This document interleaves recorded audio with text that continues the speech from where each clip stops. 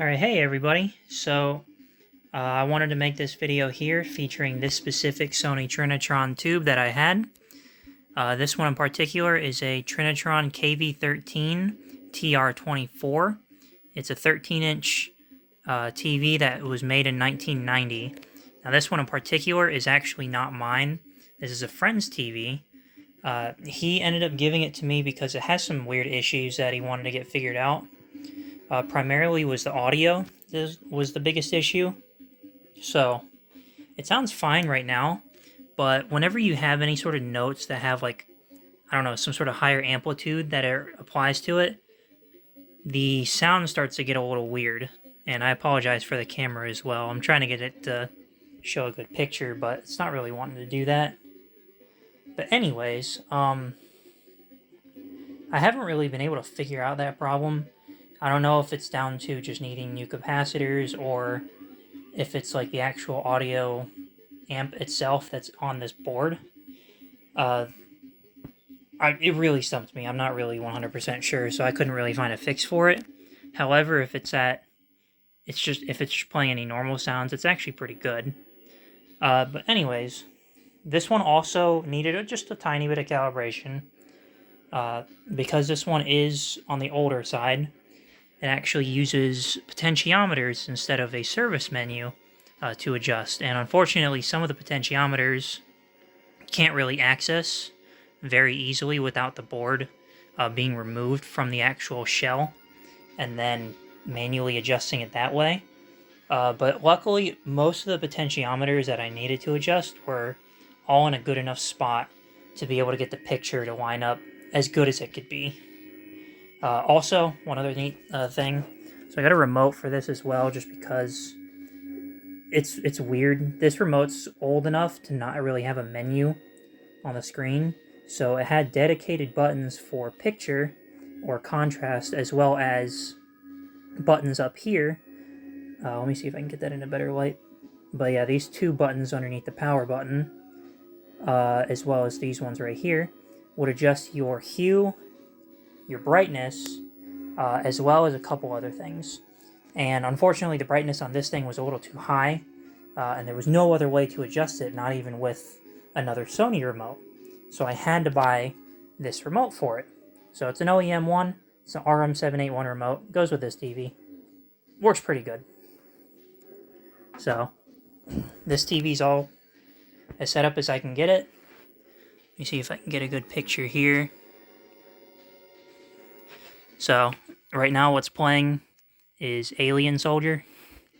It's a game that I really like for the Sega Genesis. It's technically never actually been made for the Sega Genesis. It was made for the Sega Mega Drive over in Japan, never released here. But luckily people are nice enough to make reproduction carts using original hardware for the most part. And so, I have this. And it looks great. For being a Trinitron from the 1990s, specifically the first year of 1990, it's pretty good. I don't really have any complaints with it or whatnot. The other thing about this too, so because this is an older TV, you have to be mindful, because this only has a composite input with mono audio. It also has RF down there as well. But S-Video on this TV, as well as RGB or component, didn't have it. Now, if you were looking to potentially RGB mod or S-Video mod one of these, chances are you would not want to do it.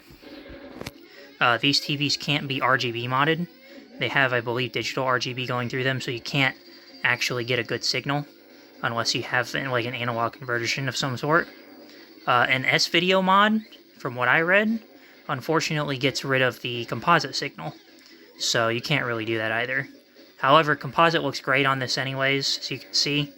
I'm not sure if this has a comb filter or not, or if comb filters were even a thing back in 1990, but I'm also running on a newer Sega Genesis Model 2 VA3, which vastly improves the composite rainbowing. So, that's why it also looks pretty decent. And here, I'll get a closer shot of it too, or at least try to. But yeah. Overall, nice TV. Like I said, this isn't mine. It's just a friend of mine's TV. I also have another friend of mine's TV right here that I'll probably make a little review over as well, just to give you an idea of what you're looking into. But for a 13-inch, this works great. And also, the other thing too is the reason why my friend wanted to get this serviced in general was just because he plays Super Smash Bros. Melee using this TV as well as one other one. And he'll bring this TV with him to tournaments. So he wanted me to just kind of take a good look over it, see if I could fix anything. Like I said, I can't really fix anything right now, especially the audio issue, but in due time it will likely need a capacitor replacement just because it is a 33-year-old TV. But yeah, so that's just a quick little overview of this Trinitron. I'll give it just one little 360 again, just to show you how it looks.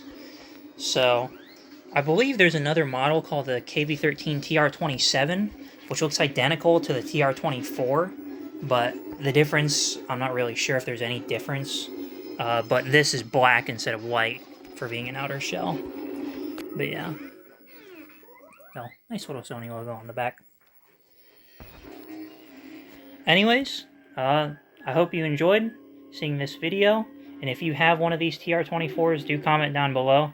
Tell me what you think of it. This one in particular is a little bit finicky, but it's still very much enjoyable and very much ready to be used for all your old video games. So thank you so much.